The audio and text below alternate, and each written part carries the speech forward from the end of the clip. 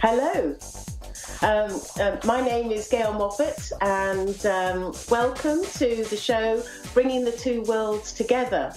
Now, I can be found on gailmoffat.com. I'm also on Facebook, Gail Moffat, spiritualist, medium and teacher.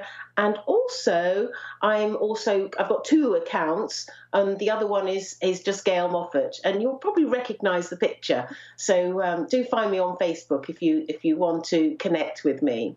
Now, I'm a spiritualist medium.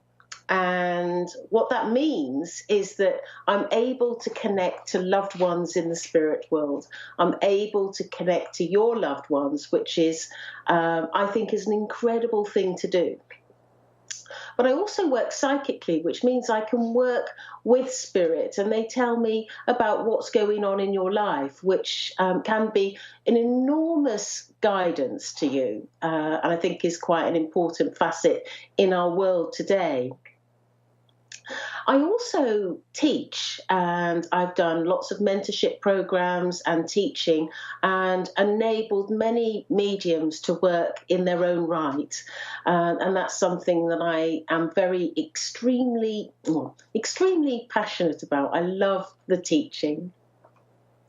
I demonstrate to audiences of mediumship, and I also do private readings. And these private readings can be done over Skype and any sort of medium. Sometimes people even come to my home and sit there for an hour, and I do a lovely reading for them. But today I wanted to talk about some of my travels.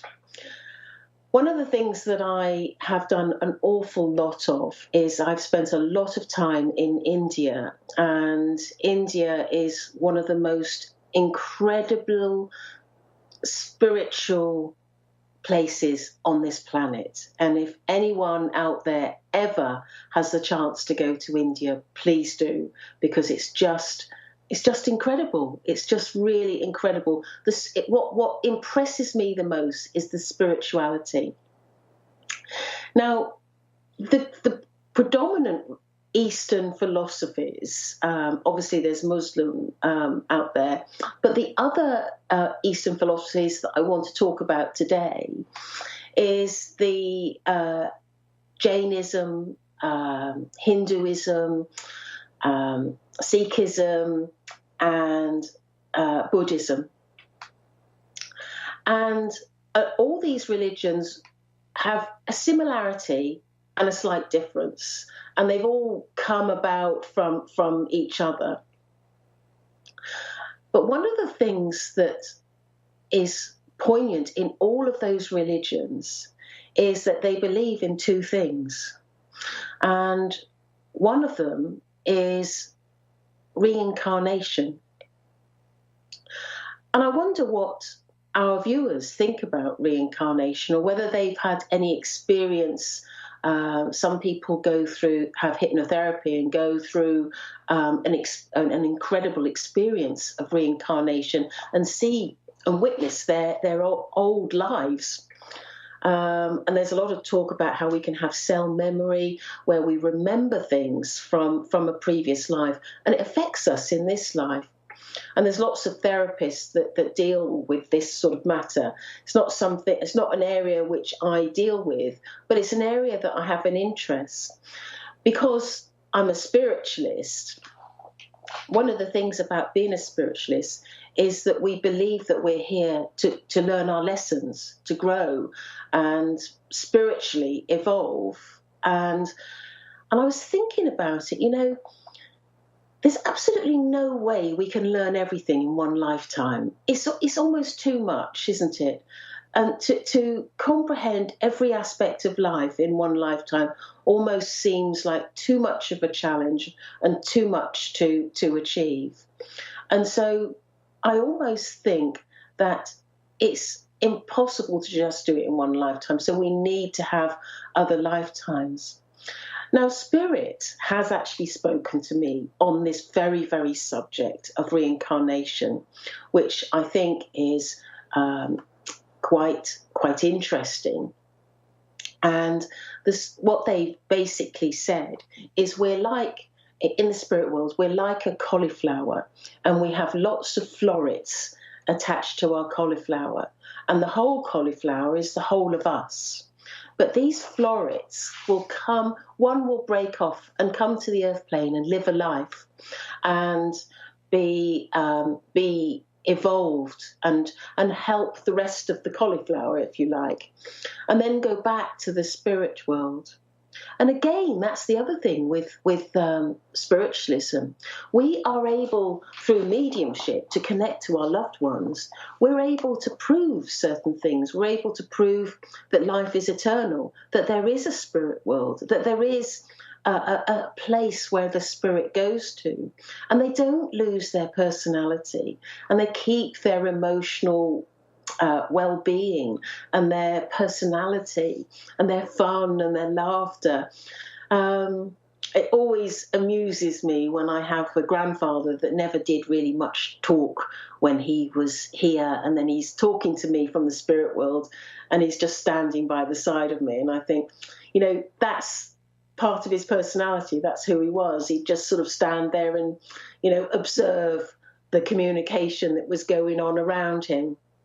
And then you get another scenario where you might get somebody who was very, very chatty, and again that will show in the personality of the person that's coming through. And so so that is an example of how I connect to the spirit world. So if we go to the spirit world, we must, if you think about it, there must be a life that is open for us. Life is continuous, in other words. And so if you can imagine that we go on in the spirit world and we have sort of jobs to do, but sometimes there must be a need to come back to the earth plane, because the earth plane offers such a different life to the spirit world. Our life is very material orientated, and it's a life that we cannot achieve in the spirit world, which is why I think that our spirit chooses to come to this world again. And I can imagine that there is a lot of people in the spirit world where they assist you and help you and talk to you about your next life, talk to you about what's possible for you and what you can do and who you can be with, who your parents will be with, and just really outline the possible growths that could be had. It's quite remarkable, really, isn't it? Quite remarkable that our world is so much smaller than we possibly could imagine. There's so much more to our world, a world that is around us. And that's why I call it bringing the two worlds together. Now, I've invited callers to call in today so we can do some readings. And I noticed that we have Cindy in Alabama, America. Are you there, Cindy? Yes, I am. Hello, Cindy. You can hear me okay, can you? Yes, I can. Good. And how can I help you this evening? I was wondering if you could tell me, I have recently won a lawsuit, and I was wondering if I was going to see any money from that. So you're in the middle of a lawsuit, are you? No, it's done. It's already done. It was for back child support, and I was wondering, and it's quite a bit of money, and I was wondering if I was actually going to get any of that money from him. But the lawsuit is over, did you say? Yes. Right, okay, let me have a look at that.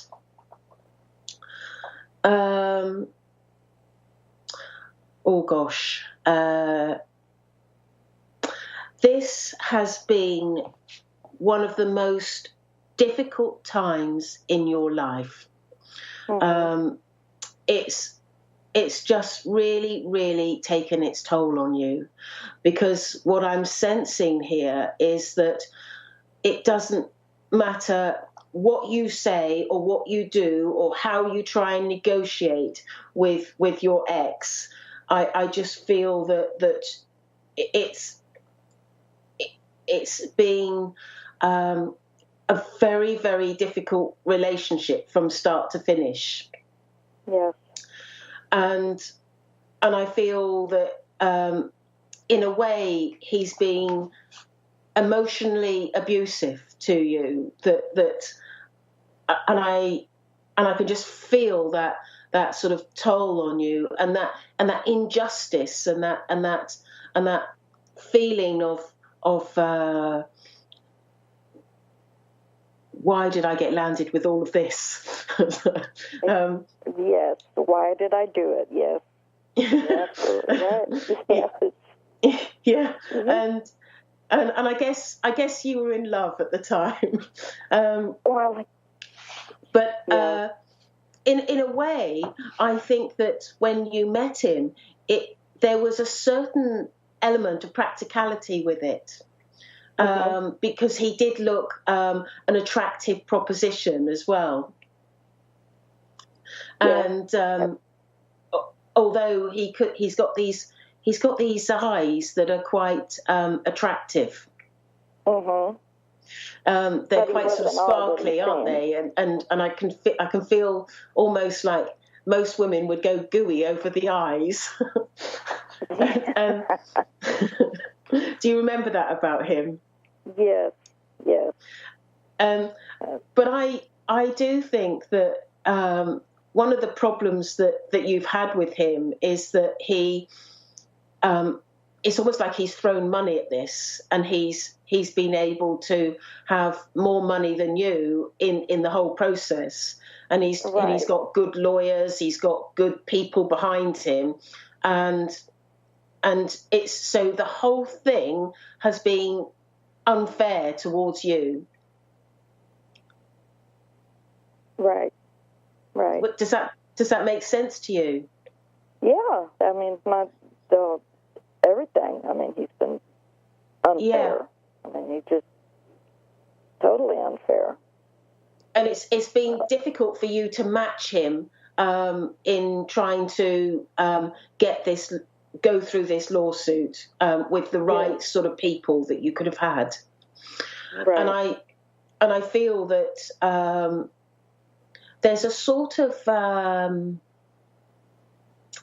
air about him where he a sort of conceited air about him where he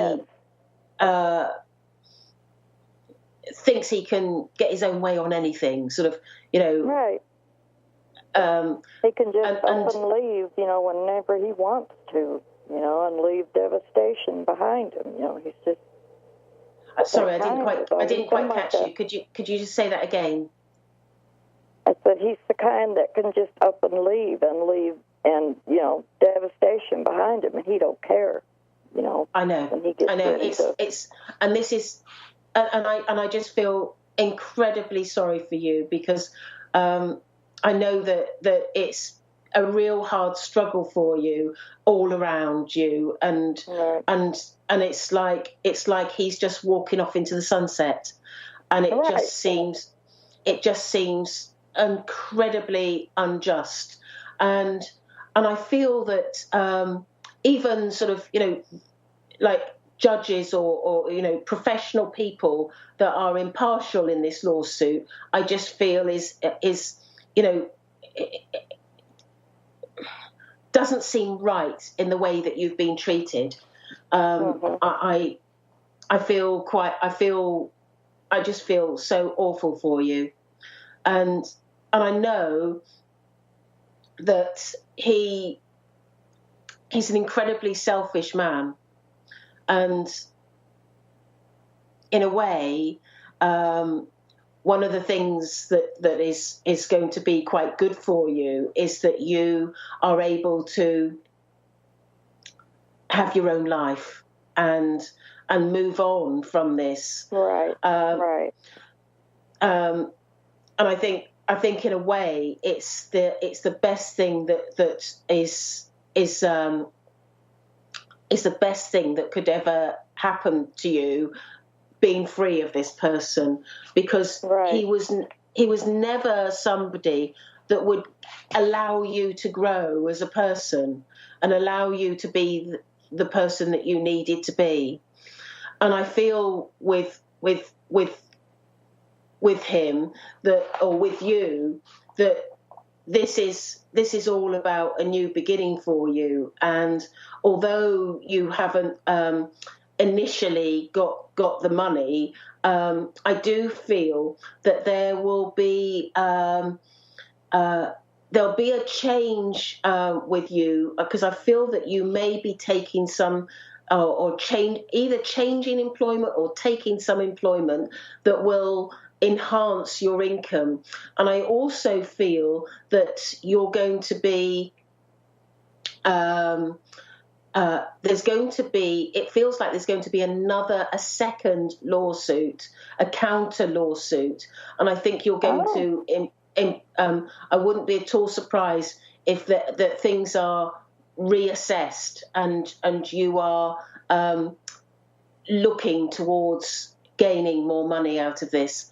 And I feel that the counter lawsuit will be more successful. I don't think it's going to be straight away, because your initial I feel that your initial reaction to what I'm saying is going to be, well, how am I going to afford that? I can't do it. But I feel that this will take place, and I think that you will find somebody that's going to give you some proper advice, because I feel that it just feels like the big boys have been there and you haven't been able to and you've just been the little girl amongst all the big boys. And that's why I just think it's just so unfair in how it has been for you. Does that make sense to you? Yes, it does. It's been very difficult. And, yeah. Can I ask you another question? Yeah, quickly. Okay, I was just wondering if there's anybody from the spirit world trying to connect with me. If you could tell me that.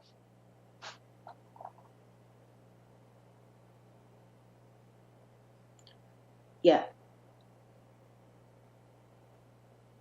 I've got a lady here that I feel that is a great aunt in the spirit world, that is connecting to you, and she's just it's like I've only got 10 minutes left of the show now, but what I will say is it's like she's got her hand on your shoulder, and I know that she's just sort of saying, it's almost like she's going there, and she's just saying, I'm going to be with you, and I'm going to help you. She's guiding you through this situation. This situation is definitely going to take a turn and definitely going to take a twist. This is not going to be how it is right now. There's going to be some improvement to it. I just feel it. And I feel like the spirit world is really massively on your side. And this great aunt is a force to be reckoned with. No, she's saying nobody messes with, my family in the way that this man has. And she's going to be definitely on your case. You've got a good person there. Thank you. Thank you very much. I'm sorry I can't go into more depth, because obviously we're on, time constraints. Right. But I wish you well. All right. Well, thank you. Thank you very much, Cindy. Have a good evening.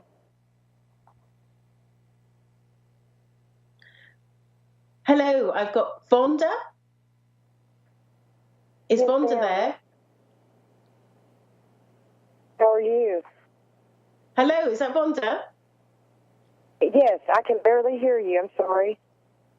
Oh, dear. Right. So how can I help you? Yes, ma'am. How can I help you, Vonda? I was wanting to talk with my son, Nigel. You want to connect to your son, Nigel? Yes, I wanted to connect with my son. And he's in the spirit world, is that correct? Ma'am? Did you say he's in the spirit world? I can't hear you, Gail. I'm sorry. I can just hear parts. Did you say he's in the spirit world? Yes. Okay, let me just see if I can get him. Oh. Right, okay. Right. Is that better? Can you hear me now? Yes, ma'am. Yes. That's a bit better for you, is it? Okay. Right. Now, when I connect to your son, one of the things that I'm hearing is he keeps on saying, "I'm sorry, Mum. I'm sorry, Mum. I'm sorry, Mum," and I feel that there's a big apology to you for it's like he's sorry he's had to go to the spirit world. Would you understand why he'd be saying that? Yes. Yes. Last time I connected with him, he kept saying that he had done everything he was supposed to do. What does that mean? Nigel, what does that mean? When they say that, it's almost like they've completed their life in as much as they've learned all the lessons that they need to learn on this earth plane. And they, home is the spirit world, and they come here. Everyone's part of spirit, and they come here for a temporary situation. But let me just connect with him and let him talk to you, because I think that would be helpful to you. One of the things that I'm getting from him is that he's. Well, first of all, I know that he's really sorry that he's had to go to the spirit world, because he feels that you see, I can't account for what another medium has said. I can only work with what I'm getting. But what I'm getting from him is that he's saying to me, I didn't want to leave as early as I did. And I had to go to the spirit. He said what now? He's saying he didn't want to leave, but I didn't want to go to the spirit world as early as I did, because he's saying to me that he's saying to me that he wishes that he could have stayed longer on the earth plane. Now, has he got a brother? There's a brother. Does he have what about his brother? Nigel has a brother. Yes, he passed away a year after Nigel. He's talking about his brother. He's talking about his brother, and he's saying to me that he's really fond of his brother and loves him very much, and is with him. Okay, good. Which I know is going to be a huge comfort to you to know that they're together, because he was very much talking about his brother. And he's also saying to me that both of them come around you in your home, and they play pranks on you. In other words, they practical jokes, because I feel like they sometimes move things, or they make noises or things like that. Are you aware of this in your home? He said what now? They play practical jokes in your home. Are you aware of that? No, I mean kind of. It's like things are moved and knocked over, or things like that. Yeah. Yeah, well, they're telling me that they are doing that all the time to you. Okay. And they're also saying to me that they love you very much. And one of the brothers was was looking to go to. There's something about schooling and education, and that was cut short. Is what now? One of the brothers was looking to get some sort of education, and it was cut short. That was my son. He was in law school. Yeah, and it was cut short. And he's talking about the fantastic opportunity that he had, and he's so sorry that he wasn't able to complete that. Okay. Does he know how much I love him? They're saying, we heard you, Mum, and we love you too. Whew.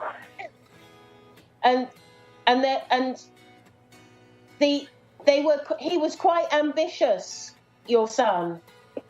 Yes, he was. He was. Now, I've only got 60 seconds left of the show, but I just want you to know that they love you very much, and they're around you, playing jokes on you all the time. Okay.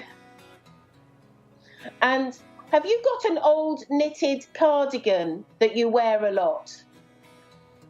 A what? An old knitted cardigan, like sweater, that you wear a lot. Yeah, I do. Yeah, because they're laughing at you for wearing this old sweater. I wear his stuff. They're saying, Mum, get some new clothes. I wear his stuff.